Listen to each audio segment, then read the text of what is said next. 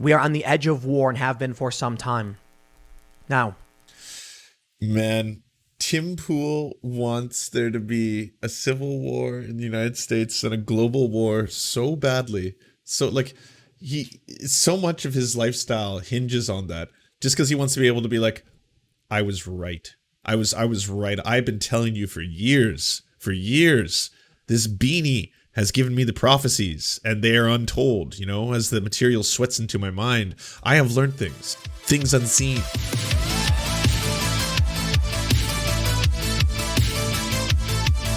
Okay, start here. Don't tell me about the belly fat abs. Oh yeah.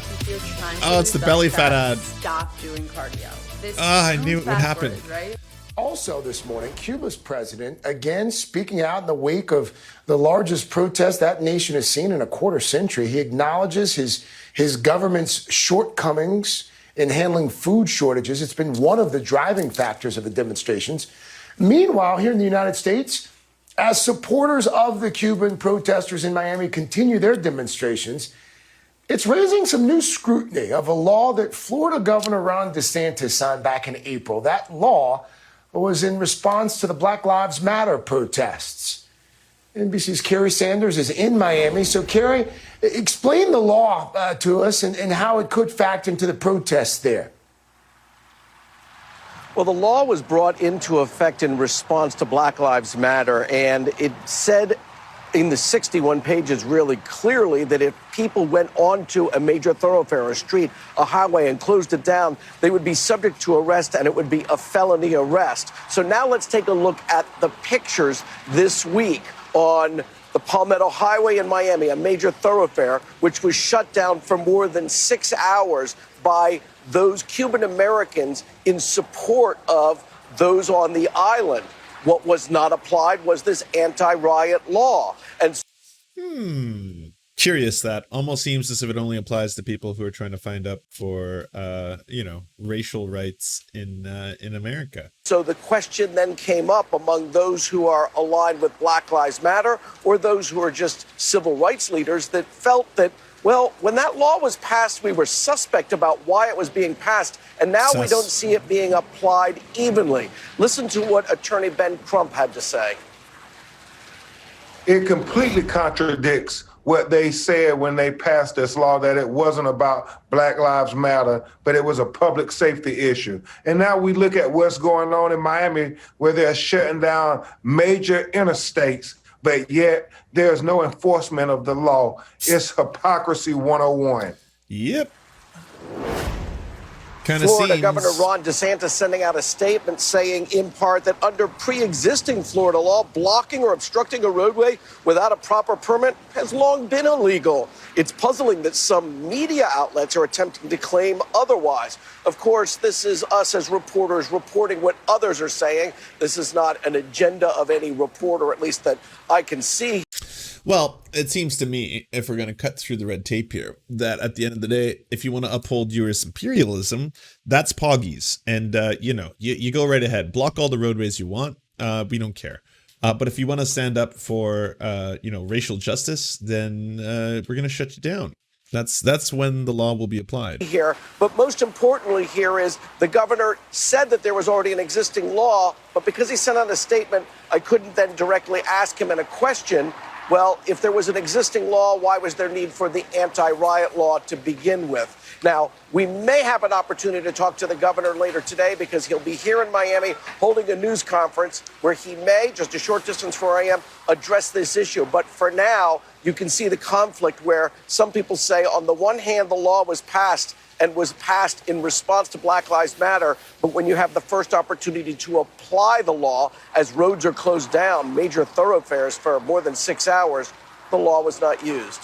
There's also this account. Finally, credit given to Castro for an end of apartheid in South Africa is problematic. Nonviolent movements had more to do with the guerrilla groups that carried out the terrorist attacks. So, interesting. Center for Free Cuba. Cubacenter.org. Oh. Founded by... He participated as a frogman in the Bay of Pigs Foundation. Oh, invasion. He was wounded and served a year in prison before being ransomed by the U.S. government. Interesting. Well, let's learn what Tim Pool has to say about Cuba. The communists have lost control.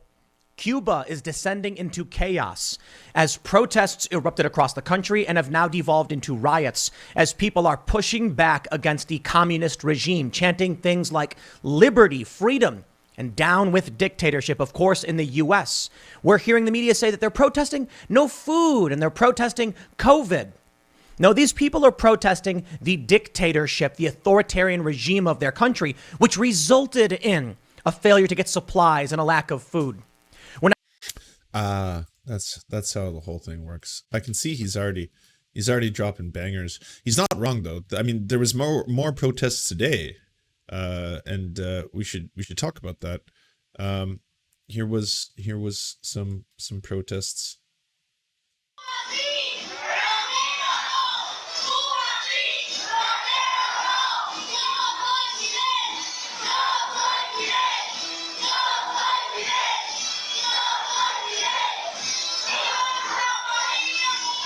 Pretty massive protests.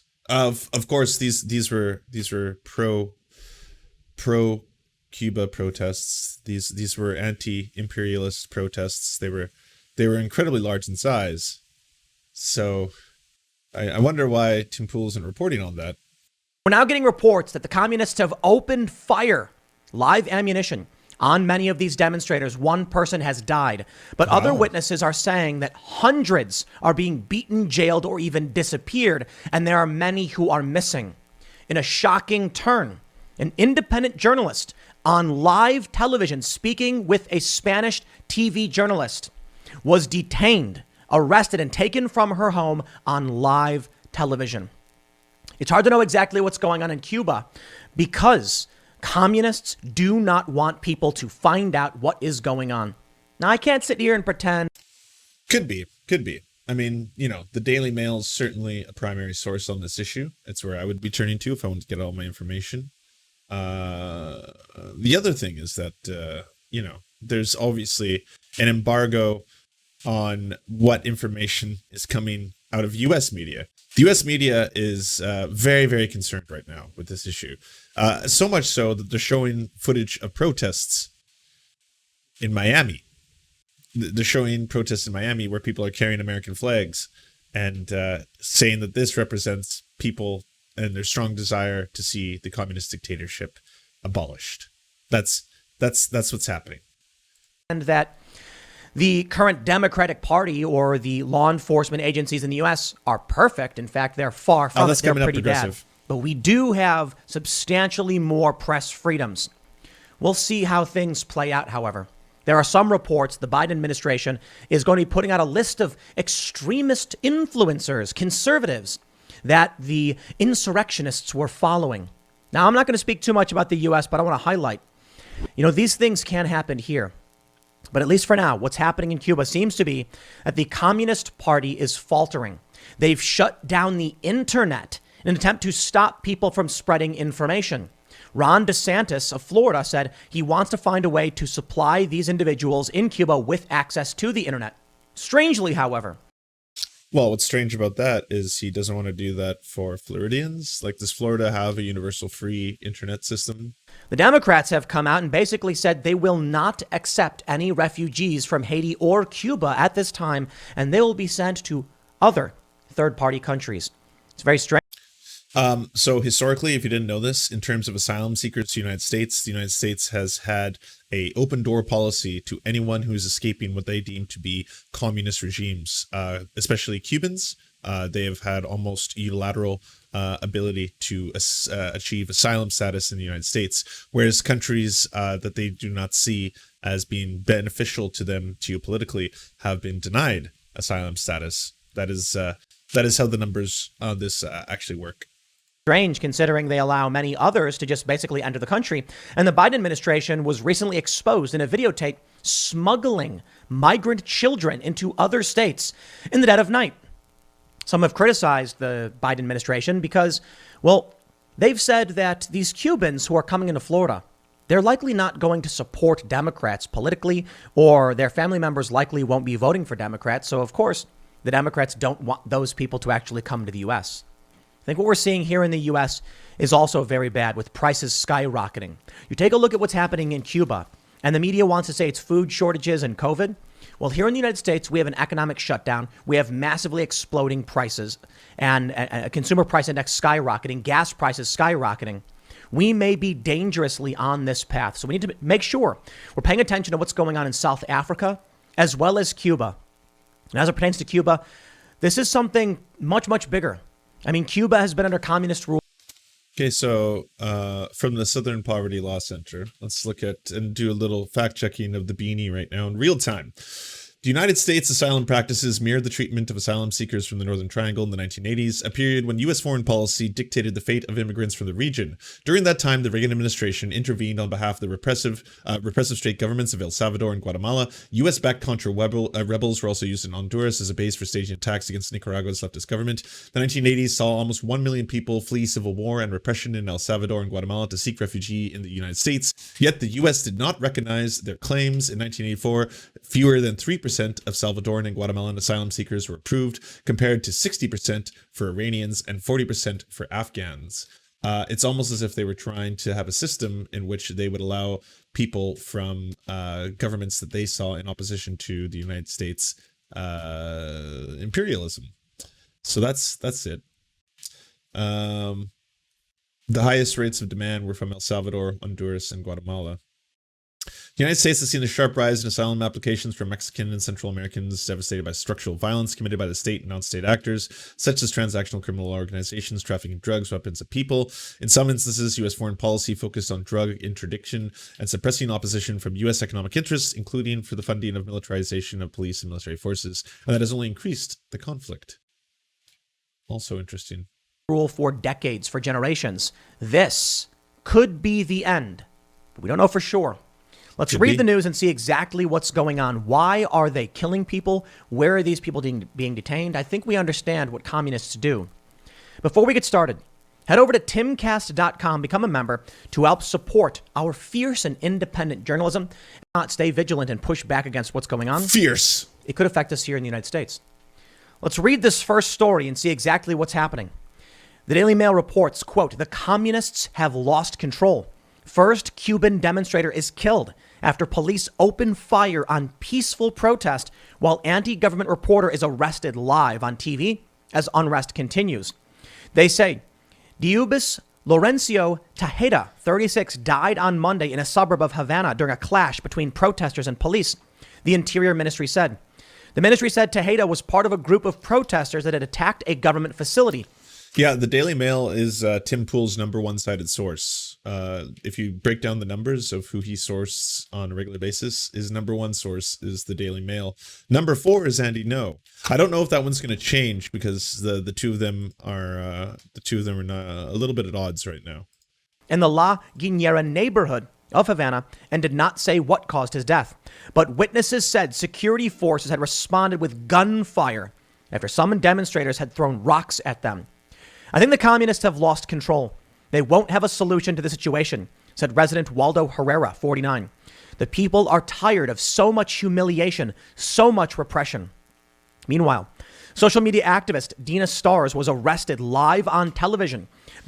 You know what's interesting is outside of the Daily Mail, I can't find other sources on the story. This is the one that he's reading. It did not say what the cause of death was. No other deaths and injuries have been officially confirmed. This is based on one witness. Man, even the Daily Mail in their own reporting on this is having a little bit of trouble. Oh, there's another source. Never mind. Sorry.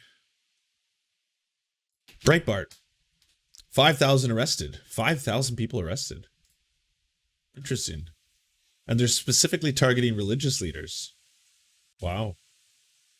I didn't know things were this bad. Again, I'm not finding another source on this besides Breitbart and the Daily Mail. By Cuban security forces while speaking with Spain TV host Marta Flitch on Tuesday about the protest. Thousands of Cubans took to the streets on Cuba on Sunday while chanting "down with the dictatorship" in the biggest anti-government demonstrations on the communist-run island in decades. Cubans are protesting over high prices and food shortages and other grievances against the government. Yeah, what do you think could be causing those? I wonder. What has the UN been voting on for the past 29 years to try and end And the only countries that oppose that resolution are the United States and Israel. What's been going on there? Such as their handling of the pandemic. The protest continued on Monday in the southern Havana suburb of La Guinera, where Tejeda died and several others, including members of the security forces, were hospitalized with injuries. According, you see that they're fighting amongst themselves, basically. They go on to say at the Daily Mail, hundreds had taken to the streets of La Guinera, shouting slogans like "Down with communism" and "Freedom for the people of Cuba," according to 2 residents and video footage seen by Reuters. Some started throwing rocks at security forces who eventually responded with gunfire, said Herrera. A witness saw dozens of police carrying sticks departing La Guinera late Monday. Activists say the government is using so-called rapid reaction brigades, government-organized bands of civilian recruits to counter protesters. The protest in La Guinera was spearheaded by antisocial and criminal elements that had tried to reach the police station with the aim of attacking its officials and damaging infrastructure, said the state-run Cuban news agency. Doesn't this sound familiar? But hey, the Communist Party of Cuba, it's a dictatorship. People are fleeing Cuba to America. So let me put it very simply. Okay. I don't like the burning down of buildings. I can say it a million times. But my main opposition is to the communist insurrectionists and their... So we're having a switch. So it's obviously, it's really bad when people destroy private property. No one wants that. But if it's in opposition to the commies, then, let it burn. Their communist allies in other communist countries. It's mostly about authoritarians. I don't care if you're a communist or a fascist, you're bad. In the United States, Antifa and BLM are more akin to communists. I say that because they don't overtly call themselves communists nor adhere to the Communist Party necessarily. But basically, I'm excited for this. Did you see the Tim Pool theories that are manifesting in real time? When we see the communist dictatorship in Cuba, it is those elements, and we have the DSA supporting them. Oh shit. It's happening here. The Democratic Socialists of America International Committee tweeted out the DSA stands with the Cuban people. So we're having full beanie horseshoe theory happening in real time. So if you didn't know this, apparently Black Lives Matter and Antifa, while they aren't fully communist, they have the same principles and they're supported by the socialists, especially the socialists in America. This is, the beanie horseshoe theory in action. And their revolution in this moment of unrest and the blockade. They are not saying they support the protesters. When they say they support the revolution, they're talking about the communists who control the country. No, the DSA people in the United States, their Antifa allies and Black Lives Matter cannot be allowed to win. And so they must be stopped because it really is at the end of the day about ideology and opposing authoritarianism. I'll oppose the authoritarianism from Biden and our law enforcement agencies, as well as extremist communists.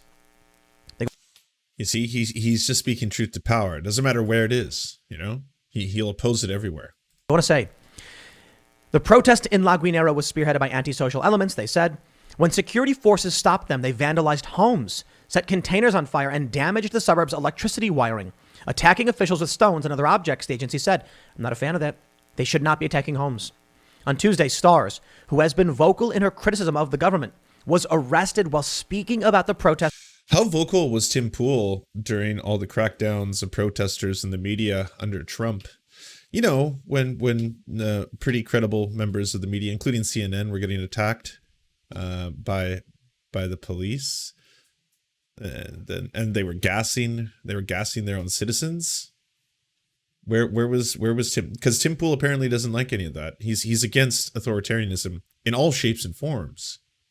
Of course, when it's Donald Trump, right? Test from her home in Cuba. During the interview, her friend is seen telling her that the police were waiting outside her home and forced her to end the interview. Security is out there. I have to go out, Stars told Marta Flitch. As Stars stands up, she said, I make the government responsible for whatever happens to me. Stars returns moments later to the video interview to tell Flitch that she's being taken by the police officers to the station. She was unsure whether she was being arrested, but said she was being taken alone without her friends. They're taking me to police HQ. Live via Spain. I will hold the government responsible for whatever happens to me, she informed viewers. That's a scary thought. When the government shows up to your house and says, get in the car. That is a scary thought. Definitely a scary thought. Unmarked. That could be your end. You don't know what they'll do to you. Additional footage posted on Twitter appears to show Stars being escorted by 2 police officers into a vehicle outside her building. Before her arrest, Stars tweeted out that she had been called by the Interior Ministry to request a meeting, and when she refused, they said they would serve her legal summons. She tweeted, I have just been called on the phone by people from the MININT, the Ministry of the Interior of the Republic of Cuba, who at the time summoned me to meet. I said no. They told me that they were going to give me a legal summons. As soon as I get the summons, I will attend with my head held high. I have nothing to hide. I keep you up to top. It was unclear whether Stars had been released by the police. The activists' alleged arrest comes after 2 days of protests in Cuba, which the government blame on the U.S. On Sunday, Cubans marched on Havana's Malecon Promenade and dwelt elsewhere on the island to protest food shortages, restrictions on civil liberties, the government's handling of the pandemic, and soaring inflation, which some economists believe could hit 900% this year. The mayor of Miami, Francis Suarez, said on Tuesday that U.S. President Joe Biden should consider air strikes on Cuba in support of Havana dissidents living in the United States. I wonder what he's going to say. I'm so curious what his spin on this is going to be. Here we go. Talk of possible American military action in Cuba prompted warnings Tuesday from Iran, Russia, and China. Could this be the catalyst for Thucydides' trap? Or the catalyst in the fourth turning? Maybe. Maybe it's not really a good answer, though, is it? Just suffice it to say that we are sitting in a dangerous predicament. We are on the edge of war and have been for some time. Now, man, Tim Pool wants there to be a civil war in the United States and a global war so badly. So like so much of his lifestyle hinges on that, just because he wants to be able to be like, I was right. I was right. I've been telling you for years. This beanie has given me the prophecies, and they are untold. You know, as the material sweats into my mind, I have learned things unseen. Things getting pretty scary. Alleged witness asks Florida friend to let world know police brutality followed Havana protest. Vito Lanave said his friend in Cuba was panicking. The South Florida resident said his friend in Havana sent him text messages asking him to tell his friends in Miami that Cuban police officers were arresting, beating, and killing unarmed civilians. Lanave. So we're halfway through this. He still hasn't mentioned the embargo once, but I'm guessing it's coming up, probably somewhere around this mark. Probably skip past the first couple ones, right? Venezuela said he fears Russians and Chinese agents will help Cuban police officers enforce a violent crackdown. We are asking for the international community led by the United States to Why would Russia and China do that? What do they have to gain by directly instigating the United States? They know what's going on here. They're well aware. Like what does China have to gain geopolitically from sending secret agents in there, or sending the military in there as well? Intervene to protect the Cuban people from a bloodbath, Gutierrez Barnett said during a news conference Monday in Miami-Dade County. Gomez and Michael Bustamante, an assistant professor of Latin American history at Florida International University, agreed with Gutierrez Barnett, who earned a doctorate from on the philosophy of international studies. Quote, it seems difficult or unlikely on the surface that things would continue at kind of the pace they did yesterday, given that government security forces are clearly out in force. Lanave said that the violence and fear his friends are experiencing needs a response from Americans who care about human rights. He said Cuba has a special place in his heart. Havana was the paradise of North America in the late 1950s. Oh my God. Oh my God. You can't be serious, Tim. Holy shit. Read a book. Give a hoot. What is going on here? It was a full-blown casino for the United States. That's what they were doing. it was a paradise for Americans. Yeah, it was. It absolutely was. Like, holy fuck. Before communism took hold, Lanave said he and his friends used to take a bus from Nazi Germany was a paradise for Central Europe in the late 1930s. New York to Florida. He said they traveled to Key West, where they would hop on a ferry to enjoy the nightlife in Havana. Out of Key West, there were two... where they would come to enjoy the nightlife in Havana.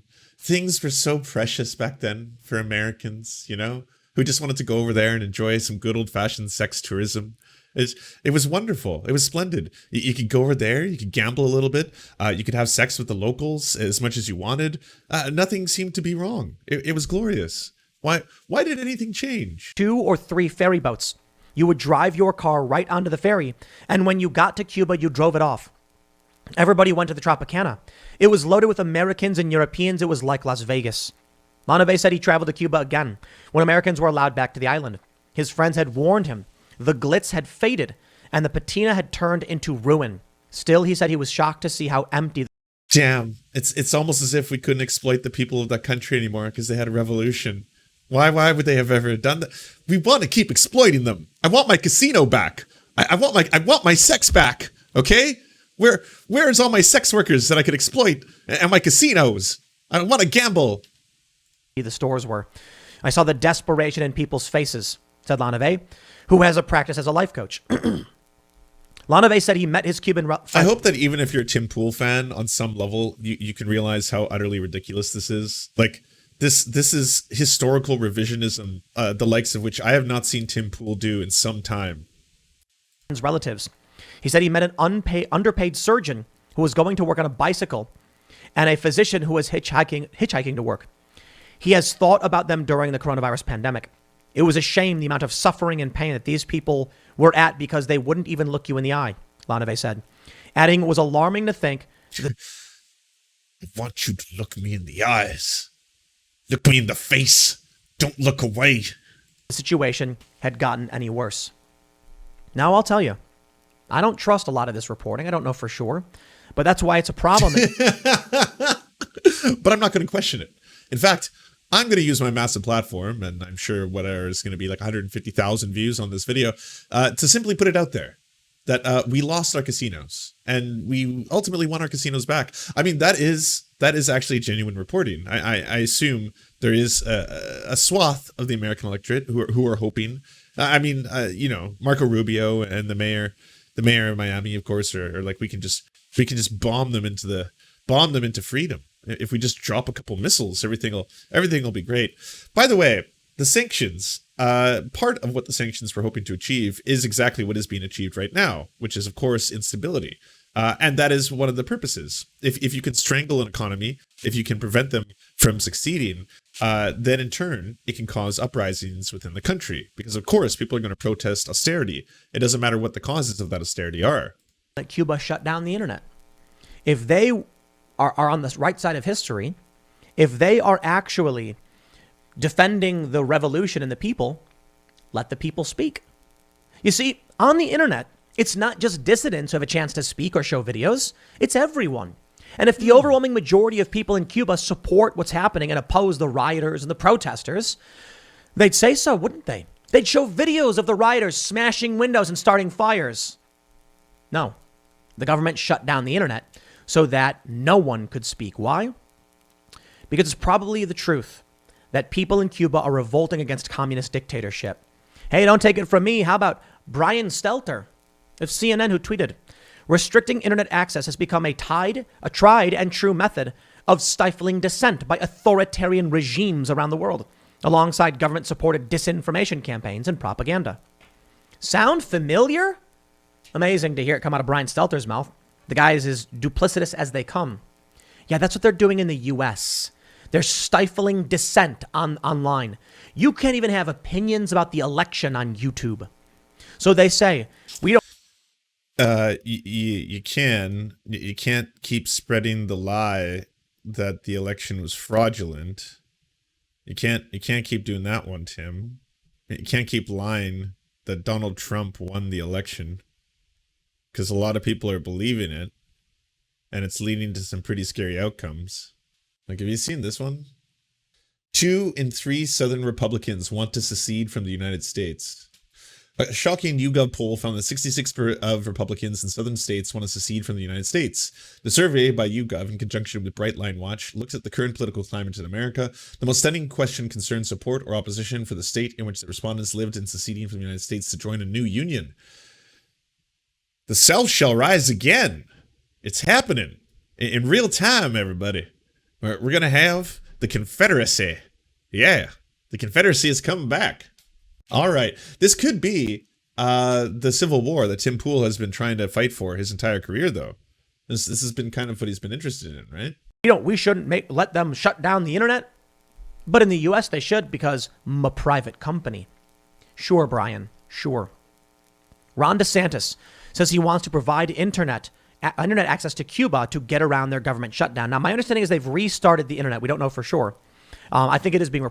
I love how he always just puts things out there, and then he's like, we don't know. I'm not going to ask. I'm not going to look it up either. I'm not going to Google it. I don't have the ability to do that. I'm just going to look at this one thing and then say, well, we don't know what exactly is going on. And Ron DeSantis, why don't you give everyone in that area free Wi-Fi? Why don't you create some hotspots in Florida? That would be nice. DeSantis said Thursday he wants Florida companies to provide internet connection to residents in Cuba as the island entered its third day of protests amid widespread internet shutdowns that have hindered the flow of information. Quote, what does the regime do when you start to see these images? They shut down the internet. They don't want the truth to be out. They don't want people to be able to communicate, said DeSantis during a roundtable with Republican lawmakers and members of the Cuban exile community in Miami. And so one of the things I think we should be able to do with our private companies or with the U.S. is to provide some of that internet via satellite. We have companies on the Space Coast that launch these things. Again, we're not going to do it for ordinary Americans, but we will do it to help provoke this revolution that is going on in Cuba. Providing details on how to turn on remote hotspots to give Cubans Wi-Fi connection, DeSantis added he would make some calls to see what are our options to make it happen. I don't exactly know what you could do. You know, if you stay off of Cuban international waters, you can try to broadcast, set up some cell towers and try and capture some data and broadcast some kind of cell network. But the phone's got to be programmed for it, so they might have to spoof some towers. It doesn't sound too easy. I don't know what their solution is going to be. I think the people of Cuba are just going to have to fight against the communist authoritarians, rise up, and they're going to have to win. I'm a big fan of peaceful non-compliance, non-violent civil disobedience and resistance. But when you have authoritarian communists shooting and killing people, I don't know what you do. See, in the U.S., we don't have that. The cops arrest people and they get cut loose right away. You see how this works? You see who the good guys are? The police in this country got a lot of problems. Wow. Wow, Tim. Interesting. I didn't know. In the United States. Don't get me wrong. They definitely need reform. They make the arrests of these people and the DAs just cut them loose. So the problem, I suppose, is that their allies, the authoritarians, are actually in the government and providing them with leeway. Because you can see how the government goes after the January 6th dissidents. Russia criticized this as well. That's my fear, that the elements of the Democratic Party have lost it. And they're going to start implementing not too dissimilar things. Now, the mayor of Miami has gone a little bit further than I think anybody should. You see who the good guys are. You see who the good guys mayor are, of Miami on bombing Cuba. That option is one that has to be explored. No, I'm not so sure about that. I don't think we need to explore bombing Cuba. Okay, let's take the light approach here and say, we'll have a conversation about it, I suppose, but I don't see any circumstance in which that makes sense. First and foremost, we were in... Okay, first off, thank you very much, Juste Belmont, for the gifted sub. Appreciate that. Appreciate you. Also, good to hear that Tim Pool has a threshold. Good to hear where Tim Pool is willing to draw the line. He does not want to bomb Cuba. He's saying that on record, okay?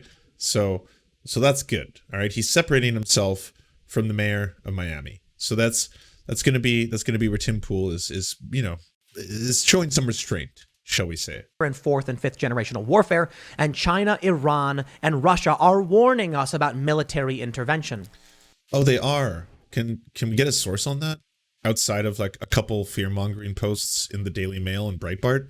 Do you have a source? Is China Is China coming out right now and saying that we are now going to instigate ourselves into this situation in which there's not really an advantage to us geopolitically? But sure, because this again is the Cold War, and the USSR, of course, has a lot of strategic interests in propping Cuba up. It's not as if when the USSR dissolved, it was a huge problem to Cuba, and they've been struggling with that ever since. It was one of their primary trading sources. So what do? Nothing. We're not Cuba. We're not Cubans. We're Americans. America should not be intervening in all of these other foreign affairs. I understand there's a lot of people in Florida who are Cuban, who are in exile, but that's just it. You're in exile. The rest of this country should not get trapped up in foreign entanglements for your personal worldview. Wait, what? I empathize with the people of Cuba, and I hope they defeat the authoritarians. But imagine if we let in massive groups of people from one country and then they all vote or at least apply pressure that pushes us in a direction to support them. What will this country be other than forever the world police? Isn't that the exact thing that all of you criticize the immigration policies of the United States on? That every single time there's a whole bunch of people from Central and South America and they come here, they're going to Tucker Carlson the electorate, They all come over here and they vote Democrat, and we don't even recognize the people of this country anymore. I mean, they're not as clear in their complexion. I don't know. I mean, I'm not going to say that it has anything to do with, Western Judeo-Christian values, but you understand what I mean. I need my people to be as translucent as possible. There's that. Fade away. Thank you. I appreciate it. It's supposed to be its own country, protecting its own borders. That's not what we are at this point. Media reports.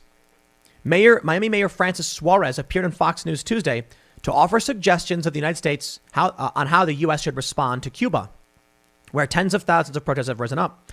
Quote, "It is difficult for any elected official, Republican or Democrat, not to take the side of the Cuban people when they see images of people risking their lives protesting in the streets," he said. What should be being contemplated right now is a coalition of potential military action in Cuba, similar to what happened in both administrations, in both Republican and Democratic administrations.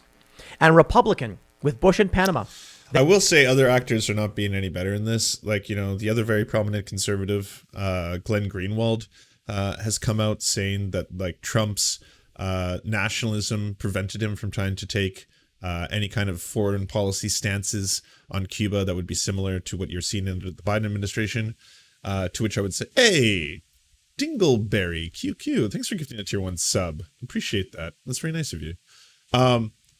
Whereas I was like, that is just a nuclear level take from Glenn Greenwald, especially because the Trump administration were the ones that added over 200 sanctions to Cuba, many of which are the ones that are directly affecting their conditions right now, especially after the downturn that came from COVID, because they no longer had an influx of money that was coming from tourism.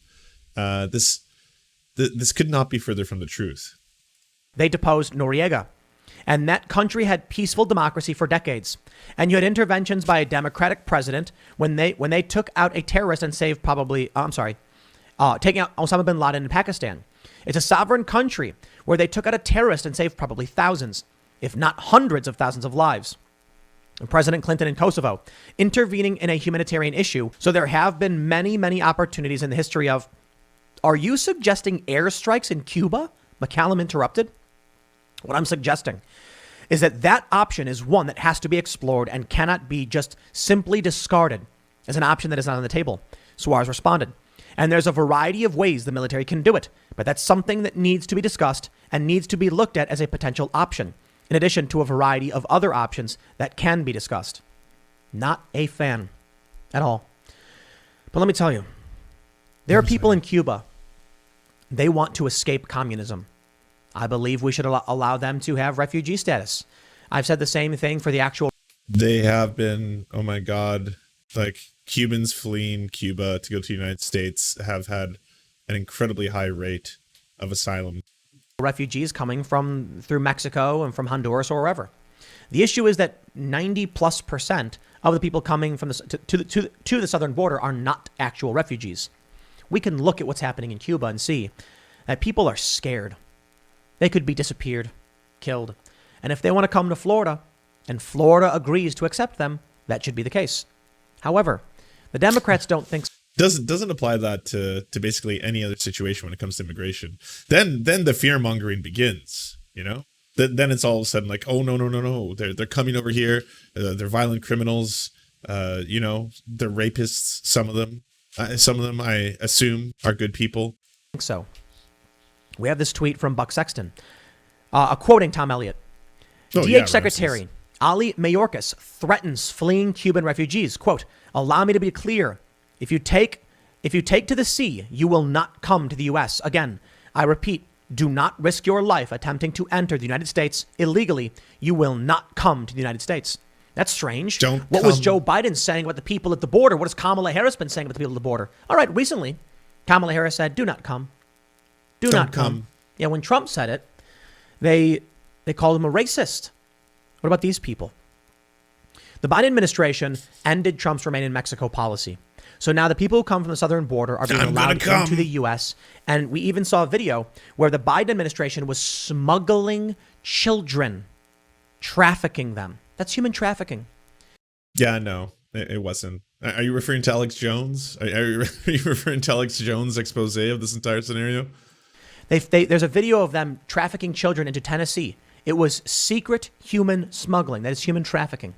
And the Republicans in Tennessee were shocked. They didn't know what was happening. Under the, it's illegal what they're doing, violating state sovereignty and their laws. How could they? It's disgusting and horrifying. Now I wonder what comes next for us. This is sparked by high food prices, a lack of opportunity, a crumbling economy. And what do we...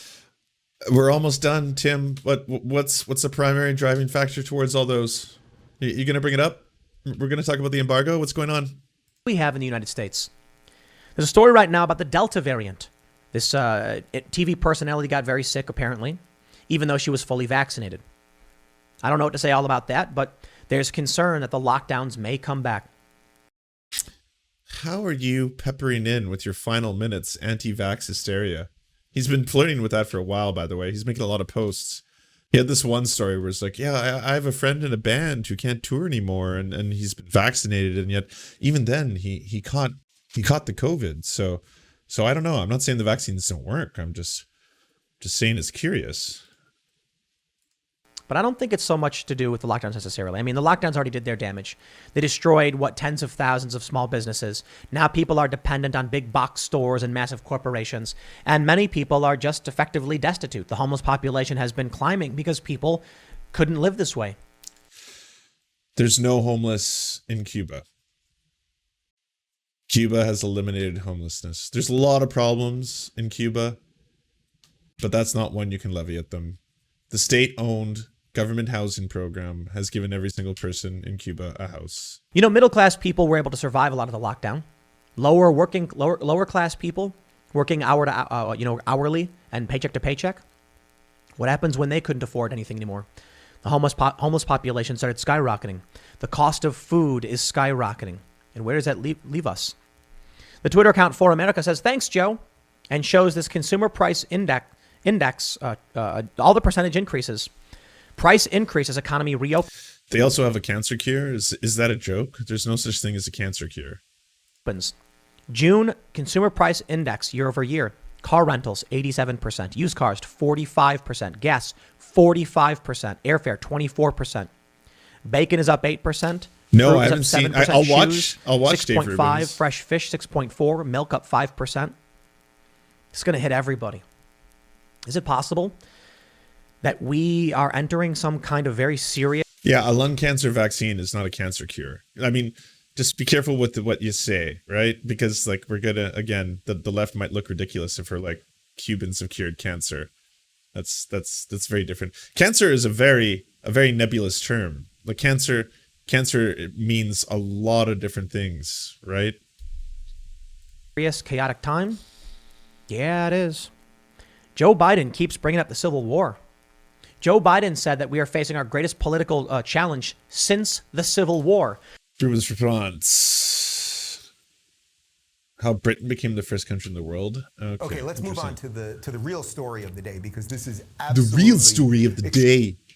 We need to talk about Cuba. Okay, let's move on to the real story of the day, because this is absolutely extraordinary, and it's also I'm feeling very proud of America right now, because the people that we're about to show you, these are pro-American people. You're going to see American flags and people chanting about freedom. And you know why they're doing that? Because Cuba has a communist regime. Please tell me he's about to show the footage of Miami. Please. Oh, I'm so excited. Please. Okay? And these people want to be free, right? They don't want to be under the gun of the government all the time. Actually, this past weekend, I was in Miami. Show footage of Braveheart. How amazing would that be? That's an easy edit. And Miami obviously has a tremendous amount of Cuban refugees, Cuban immigrants. And ironically, yesterday I took a very early flight. It was Sunday morning. I took a very early flight from Miami back here to LA. And I'm in the Uber. And the Uber drivers, of the Uber, I can't say most, but a huge percentage, it seems like most of the Uber drivers in Miami are Cuban. Now that might be for good reason. They come to this country to find freedom, and then they have to work jobs. Not everyone wants to be an Uber driver, but it's a great. Wow. The amount of things that are coming. These are rapid fire, high level ideas. Job to have so that you can hopefully build a better life for your family and your children, all that stuff. Anyway, I'm talking to the Uber driver at like 7 in the morning before these protests were happening, as far as I knew, and I don't think they had even started yet. And he was going on and on about how much he loves America and how much he supported Trump and how he hates Biden and a whole bunch of other stuff. Anyway, then I get off the plane and then I'm seeing all these videos of what's going on in Cuba. So first, we're going to show you a quick compilation, about 40 seconds of 3 different videos about what's happening in Cuba right this very moment.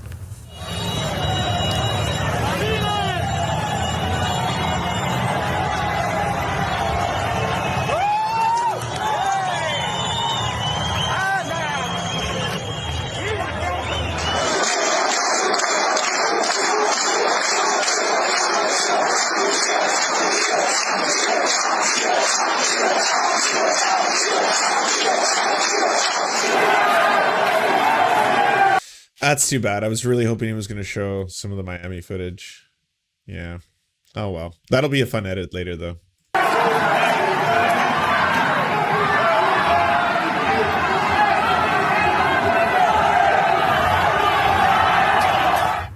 Okay, so there's obviously many, many more videos like that. There's tons of videos with American flags and people chanting free. They want freedom, they want liberty, all of those things. It will not surprise you that so far the message out of our administration, Joe Biden tweeted something and then Psaki said something, that basically these protests are because of COVID lockdowns and not being able to get enough vaccines. Yes, I am not making that up. That's what Biden's tweet basically said. It is complete nonsense. That is not why these people are out on the street. That might be 5% of it, that they're not happy with whatever the communist regime is doing. Again, yes, there were protests against austerity that were taking place on the ground. That is 100% true. Everyone should recognize that that is happening. The cause, again, of a lot of the economic woes of the country are due to the embargo by the United States. If you care about the Cuban people, the first thing you should be doing is trying to end the embargo. That's all there is. There is also thousands and thousands of people protesting against U.S. imperialism in the country. It's not been reported by any of these outlets, okay? They just like showing the same group of like a couple hundred people and then being like, well, as you can see, clearly this is the beginning of a revolution against the communists. So saith me. Related to lockdowns and vaccines and everything else. These are people who want to be free. You know that thing that most likely, if you're watching this show, that you have, that they don't have in places like Cuba and places like Venezuela and places like North Korea? That's the thing that they want, the thing that we so take for granted. So, of course, our administration is giving a very confusing and muddled message because the administration, in effect, because clearly Biden, whoever's running the Biden show, Psaki, all of the Democrats at this point, because they obviously have leanings that are in kind with the socialists, with the communists. They like that stuff. That's the stuff they're ushering in here. They don't want to come out as anti-communists, right? So the messaging is very confusing. These aren't pro-capitalist or pro-America or pro-freedom rallies. These are actually rallies because of COVID vaccines. Like, it's such extraordinary nonsense. Absolutely extraordinary. So we've got a couple tweets here. We picked 3 people. They happen to all be Florida people because there are so many Cuban immigrants in Florida, so I thought this would be interesting. So first, this is from Senator Marco Rubio, who his family is from Cuba. He often tells the story of his parents as first-generation immigrants. Protests in Cuba isn't simply about shortages. Socialism promises guaranteed food, medicine, and income if you give up your freedom. When, as always, it fails to deliver, you don't get your freedom back. That's why protesters are chanting liberty. Noted lover of the Cuban people, Marco Rubio. Todd, and then he has the couple hashtags there that people are using on Twitter. Then from Governor of Florida, Ron DeSantis, Florida supports the people of Cuba as they take to the streets against the tyrannical regime in Havana. The Cuban dictatorship has repressed the people of Cuba for decades.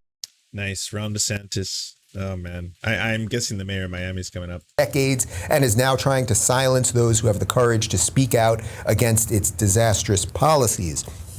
And then finally, this is Miami Mayor Francis Suarez, who you may remember I interviewed a few weeks ago in Whoa, he just called that one out. Oh, there's some high-level ideas. Miami. His father was the mayor of Miami, and now he's the mayor of Miami. His father from Cuba. I believe Francis was born in Miami for sure. He said, the Cuban regime's military police are shooting at unarmed Cuban protesters fighting for freedom. 60 years of communism, cruelty, and oppression cannot last any longer.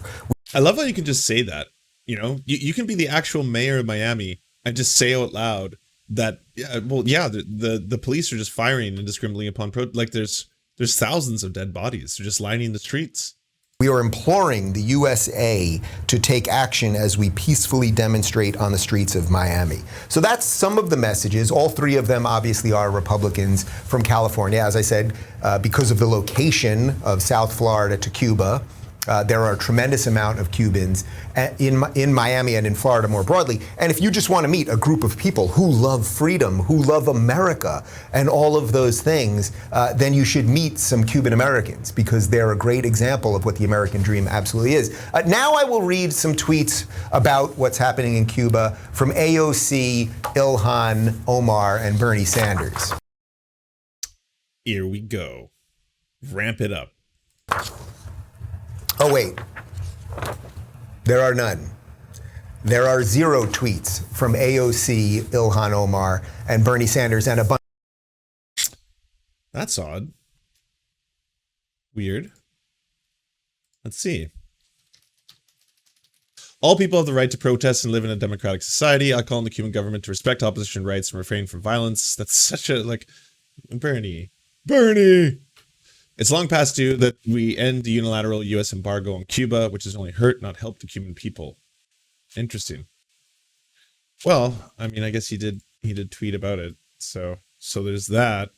Bunch of the other ones from the Hamas caucus. And the point is, and the reason is that there are no tweets from them, as I said, is because they actually support the regime. They want the United States to be more of a communist socialist dictatorship. They want the government to have all of the power. So they don't want to promote anything that might show people yearning for freedom and yelling about liberty and showing the American flag because it's the antithesis of everything they believe. So really think about what's going on right now. Like, again, as I always talk about, we all have friends that are on the fence about these things, a little bit unclear about what, the truth is, what the real message of what's happening in the day is. And it's like, this is a pretty great example. Those people want freedom. Who's standing up for the freedom? Well, I just mentioned the Florida Senator, Marco Rubio, the Florida Governor, Ron DeSantis, and the Miami Mayor, Francis Suarez. One of them, or 2 of them, happened to be Cuban originally, So it's like, you see what's happening here, and then nothing from AOC, Ilhan, and Bernie. Sort of like the first story. Meditate on that, I will. Meditate on that, I will. He's Yoda now, everybody. Nice. Hey, Do you like movies? Do you like Serfs? Do you want movies and Serfs watching the movies? So then come over to the new channels. It's the Serfs, the cinema. Thanks so much for watching, everybody. Can you do the thing, that thumbs up and comment and all those things that help us out in the algorithm that controls every aspect of our lives? Also, if you happen to have a Facebook account, can you delete it? Like, just delete it. You should probably delete your Facebook account because it's not a great company. But hey, if you can't do that for whatever reason, I understand. And could you also go to facebook.com/thesurftimes then and give us a little like and a follow. We're just trying to push back against the fact that people like Ben Shapiro happen to dominate the platform entirely. And when everyone asks why do older generations believe the things they believe, one of the problems is the majority of them on social media use Facebook. So to counter that, we're just going to be on there too now. Also, if you happen to have a union or a worker co-op or even a leftist project, podcast, website, Zoom, MySpace, it doesn't matter. We will advertise it for free on this channel. All you got to do is go to weareserfs.com and use the forms that we got there, weareserfs.com. Thanks, everybody. To our gods, Xander Corvus and VK Jehannam, we are prepared to commit human sacrifices for your eternal glory. To our monarchs, the Tim Caucus and Tom Spiker, we are humbled to be your oafish jesters, clowning around in your royal court. To our lords, Evan Nudie, Tofox, Ryan Lubin, Trevor R., Jeff Lamb, and Alexander Thaler, we shall proudly carry your standard onto the battlefield and die for your precious land.